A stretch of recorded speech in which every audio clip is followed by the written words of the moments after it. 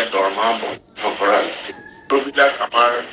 মহাবিদ্যালয় বিশ্ববিদ্যালয়ে তেওঁলোকে তেওঁলোকৰ ডাটা আপলোড কৰিলে গতিকে ইয়াত দৰমহা বন্ধ কৰা সেই প্ৰথমটো এতিয়া নাহে আমাৰ ডাইৰেক্টৰ অফ হায়াৰ এডুকেশ্যনে ইতিমধ্যে ফাইনেন্স ডিপাৰ্টমেণ্টক জনাইছে যে আমাৰ সকলো মহাবিদ্যালয়ে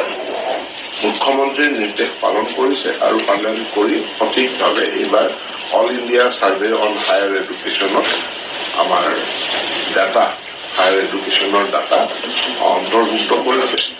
আৰু ইয়াৰ পাছত যেতিয়া আমাৰ 22-23 মানে এবছৰ দেৰিকে ওলাই যেতিয়া 22-23 বৰ্ষৰ যিটো ডাটা পাব্লিছ হ'ব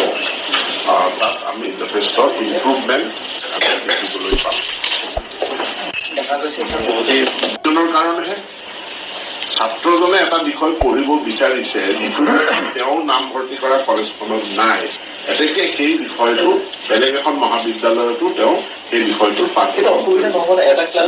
আহিয়ে গ'ল এতিয়ালৈকে এতিয়া আপোনালোকক মই কেইদিনমান পাছত জনাম আমাৰ স্কুলত কিমান ধৰণে আমি ডিজিটেল এডুকেশ্যনটো কিমান দূৰ আগুৱাই লৈ গৈছো গতিকে অনলাইন কভিডে আমাক এটা ডাঙৰ বস্তু শিকালে সেইটোৱে হ'ল অনলাইন এডুকেশ্যন এতিয়া আমি অনলাইন অফলাইন কম্বাইন কৰি পেলাই আমি হাইব্ৰিড মোডত সম্ভৱ এইটো হ'ব পাৰে ছাত্ৰজনে সেইখন মহাবিদ্যালয় যাবই নালাগে আৰু এটা দিন আহি আছে প্ৰত্যেকটো ক্লাছ ডিজিটেলি এভেইলেবল প্ৰত্যেকটো ক্লাছ